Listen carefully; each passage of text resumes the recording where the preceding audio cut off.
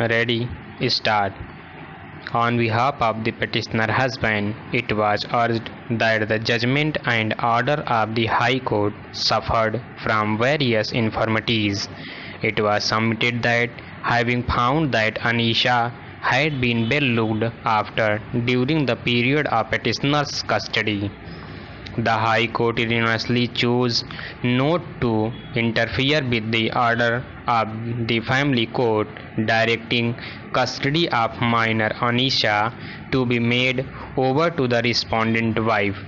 It was further urged that the High Court had not properly appreciated the fact that when the respondent wife left the matrimonial home in July 2004 to pursue film and television career, she left Anisha behind when she was only 2 years and 4 months old, virtually abandoning the child when she needed her mother's care most. For more than 2 years, she did not have any contact with Anisha till May 2005. She forcibly removed Anisha from her parental grandmother's custody. It was submitted that the respondent wife was so bent upon pursuing a career in film and television that she had no qualms about leaving a 2 years old baby girl who needed her attention and motherly affection. Mr. Shyam Diwan, learned senior advocate who appeared with Dr. A. M. Signavi, learned senior advocate for the appellant, submitted that the final conclusion of the judgment and order of the High Court was against the grain of the findings therein regarding the petitioner's ability to look after the welfare of minor child.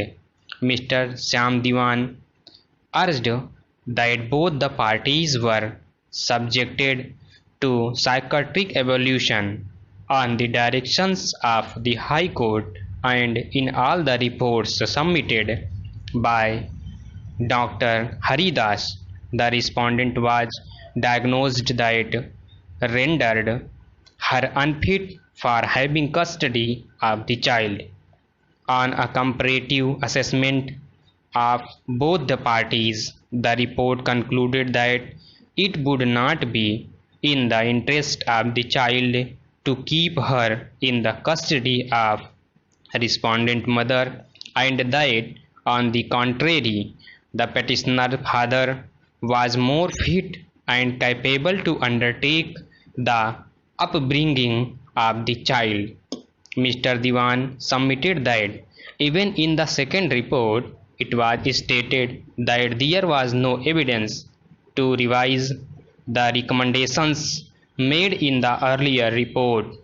Mr. Diwan submitted that despite the opinion of the medical experts and the court's own findings that the child was being manipulated, tortured, and poisoned against the petitioner husband by the respondent wife, the High Court had erroneously chosen not to interfere with the order of the Family Court, and in the ultimate analysis allowed the custody of the minor child to remain with the respondent wife.